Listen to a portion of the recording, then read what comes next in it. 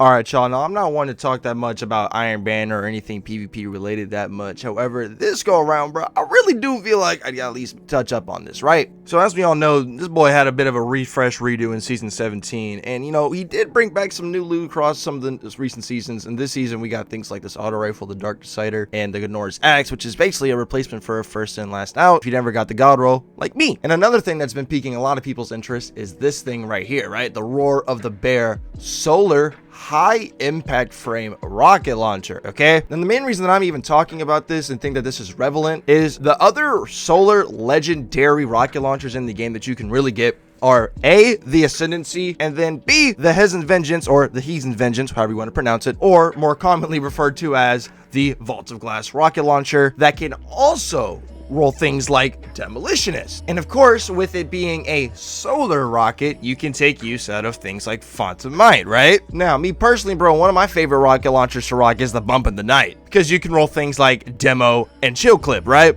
But because it's stasis, you can't use things like Font of Might with it, obviously, because you're going to be on a solar subclass when using Demolitionist and spamming your fusion grenades, right? Then, of course, we have things like your Hothead, and then here's the Hezen Vengeance like I talked about earlier. This is the main one that I use with auto-loading and Vorpal. Then once again, here is the Ascendancy, which was a ritual weapon that you could go ahead and get. And as you can see, you know, it does have things like impact casing, then explosive light. But of course, these weapons are never perfect. They're not meant to be perfect. And I guess another solar rock would be like an Apex Predator, but like, let's be real here. Most people are going to think of the Ascendancy and then the VOG rocket launcher when they think of solar rocket launchers. If you are a person that primarily uses rocket launchers for their form of DPS or just as their main heavy weapon of choice, then this bad boy right here just might be worth your time. Now, of course, real quick, I do have to pull up the good old perk pool for the Roar of the Bear so we actually know what other perks we can go ahead and pair with Demolitionist or just use other than Demolitionist. As you can see, we have things like Impulse Amplifier. Obviously, Demolitionist is in the third column as well. Along with that, you do have things like Ambitious Assassin, Field Prep, which I really love on my heavies. Tracking is never bad on a rocket launcher, and then Snapshot, which is worthless on a rocket launcher. Then in the fourth column, you got things like Chain Reaction. That's a pass for me, big dog. Vorpal Weapon,